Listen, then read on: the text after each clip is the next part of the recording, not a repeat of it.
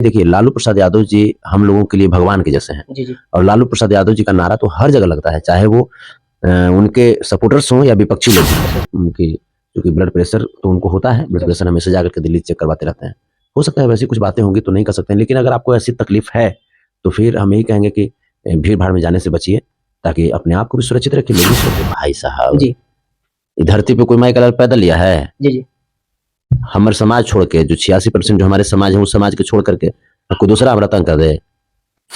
मैंने आप ही बताइए कि सब करे तो बहुत बढ़िया, सब करे तो रासलीला, हम करे तो करेक्टर ढीला है। कोई आदमी जाकर के मंदिर में खाली जाति के नाम पर वहाँ सब चंदा लूट रहा है, दिन में लूटा चंदा, रात में खाया अंडा। यानी कि कहीं ना कहीं अदर समाज के लोग, विरोधी लोग को आप चैलेंज नहीं ना कर रहे हैं?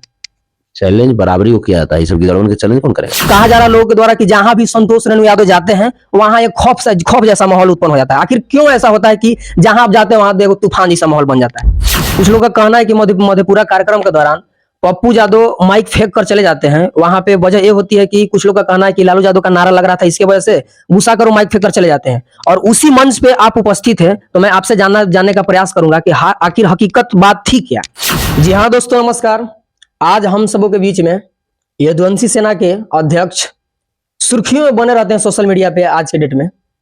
नाम है संतोष रेणु यादव जी, सब लोग आप लोग जानते होंगे। सोशल मीडिया के जरिए से एक न्यूज आज के डेट में काफी तेजी से वायरल हो रहा है, जो कि इनके द्वारा कहीं से यात्रा करने के दौरान नौबतपुर में, जो कि पटना में ये नौबतपुर एक जगह का नाम है, नौबतपुर में इनके प्रति कुछ लोगों द्वारा हमला किया जाता है। तो आइए इनसे जानने का प्रयास करते हैं आखिर ये मामला क्या था। सबसे पहले सर आपका बहुत बहुत स्वागत है। जी धन्यवाद सर। कुछ दिन उपरांत हम लोग सोशल मीडिया के जरिए से एक वायरल न्यूज सुने हैं, आपसे रिलेटिव है कि नौबतपुर में आपके प्रति कुछ लोगों द्वारा हमला किया गया था। इस पे आपका क्या टिप्पणी है और क्यों आखिर ऐसे हो रहा है आपके प्रति? देखिए, कुछ दिन पहले जो हुआ था, हम बनारस से लौट रहे थे। जी जी। और बनारस से लौटने के क्रम में जब नौबतपुर हम पहुंचे तो वहाँ एक कराई गांव है। अच्छा अच्छा। वहाँ पे एक हमारे मित्र हैं, वो बोले कि भैया चाय पी लेते हैं और चाय पी करके तब आगे बढ़ेंगे। जी जी। हम कहा चलिए ठीक है। तो हम लोग चाय पीने के लिए वहाँ पे रुके, तभी 3-4 लफंदर लोग वहाँ पे आए, 4-5 की संख्या में होंगे। और वो आ करके पहले तो हमसे पूछे कि बताओ हिंदू हो कि नहीं। तो हम कहे कि हम तुमको क्यों बताएं। फिर कह रहा है कि तुम जातिवाद क्यों करते हो। हमने कहा कि तुम किस जाति से हो। तो कहा कि भूमिहार हम लोग हैं। तो तुम भी तो जातिवाद ही कर रहे हो।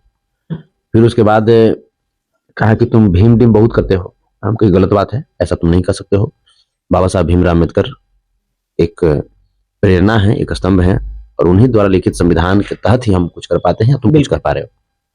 तो ये आपत्तिजनक बातें बोलते हुए वो वीडियो कॉल लगाता है, और सामने कोई व्यक्ति होता है जो हमें आपत्तिजनक बात बोल रहा था वो। और उसके बाद ये कहा कि भैया यहाँ पे आया हुआ है। वो अगला बोला कि ठीक है, जब वहां से निकलेगा तो जिस रास्ते से निकलेगा हमको बता देना, तुरंत बताना, हम लोग तैयार हैं।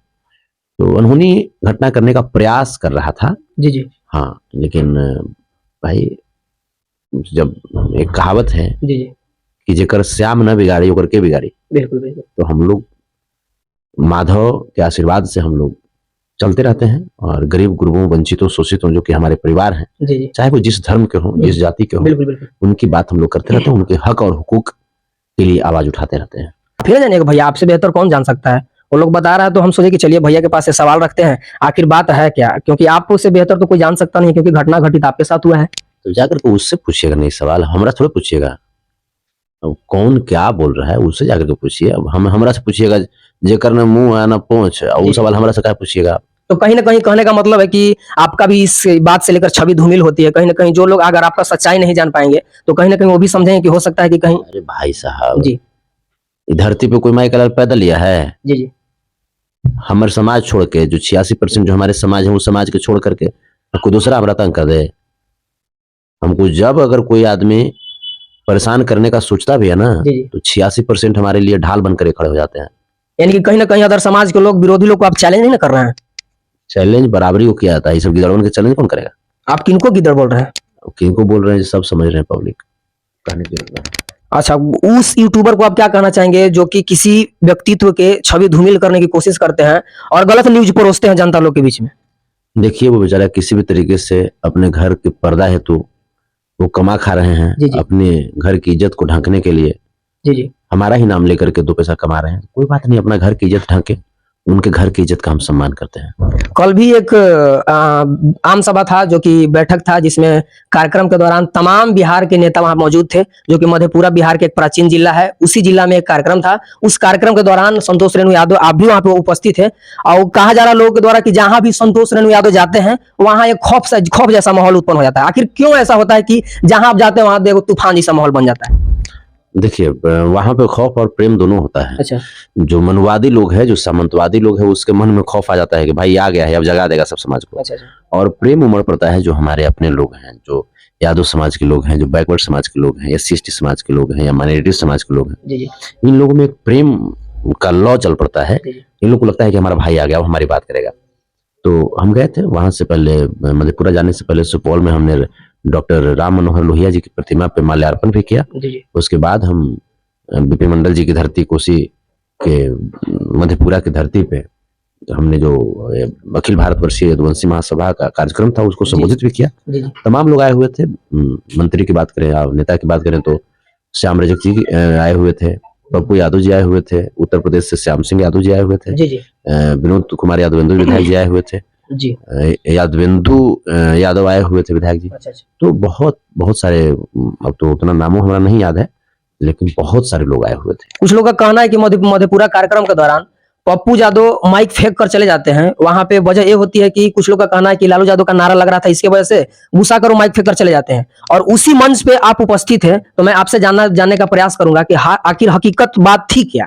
देखिए, ईमानदारी से आपको हम कहें तो हमको सच में अभी तक हकीकत मालूम नहीं है। हम जिस मंच पर थे तो वहां पे जो मेरे चाहने वाले जो भाई थे, तो वो हमको चारों तरफ से घेरे हुए थे, मैंने फोटो ले रहे थे मेरे साथ। तो अब वहां तो हम तो घिरे हुए हैं, चारों पट्टी लोग ही लोग थे। अब तब तक इस तरह की घटना हुई, हाँ, मैंने पप्पू यादव जी को मंच से जाते हुए देखा गुस्सा में।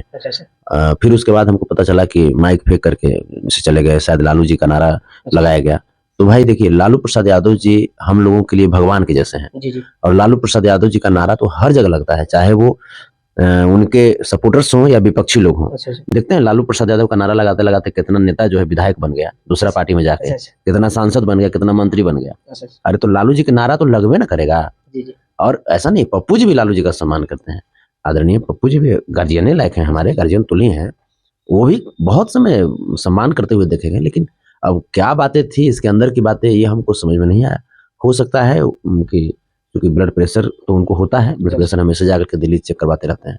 हो सकता है वैसी कुछ बातें होंगी, तो नहीं कर सकते हैं। लेकिन अगर आपको ऐसी तकलीफ है तो फिर हम यही कहेंगे कि भीड़ भाड़ में जाने से बचिए, ताकि अपने आप को भी सुरक्षित रखिए, लोग भी सुरक्षित रहेंगे। कहीं ना कहीं लोगों द्वारा कहा जाता है कि संतोष रेणु यादव एक ऐसा इंसान है जो कि जातिवाद फैलाते रहते हैं। इस पे आपका क्या टिप्पणी है? अब मैंने आप ही बताइए कि सब करे तो बहुत बढ़िया, सब करे तो रासलीला, हम करे तो करेक्टर ढीला है। कोई आदमी जाकर के मंदिर में खाली जाति के नाम पर वहां सब चंदा लूट रहा है, दिन में लूटा चंदा, रात में खाया अंडा है।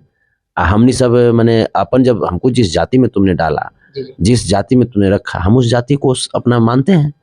तो वैसे सब लोग, चाहे वो कोई भी हमारे बैकवर्ड समाज के जिस भी जाति के भाई हों, SC ST समाज के जिस भी जाति के भाई हों, या हमारे माइनॉरिटी समाज के भाई हों, सब मेरे परिवार हैं। या अपर समाज में भी जो समाजवादी विचारधारा के भाई हैं, वो भी मेरे परिवार हैं। लेकिन सामंतवादी जो कि, और ब्राह्मणवादी और मनुवादी, आडंबरवादी, ये सब जो लोग हैं, जो इस विचारधारा से जो ग्रसित लोग हैं, ये लोग को अभी सुधार करने की जरूरत है इन लोगों के अंदर।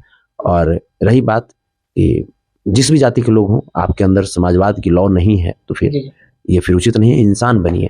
यानी कि कहीं ना कहीं आपका कहने का मतलब है कि इंसान बनने की कोशिश कीजिए।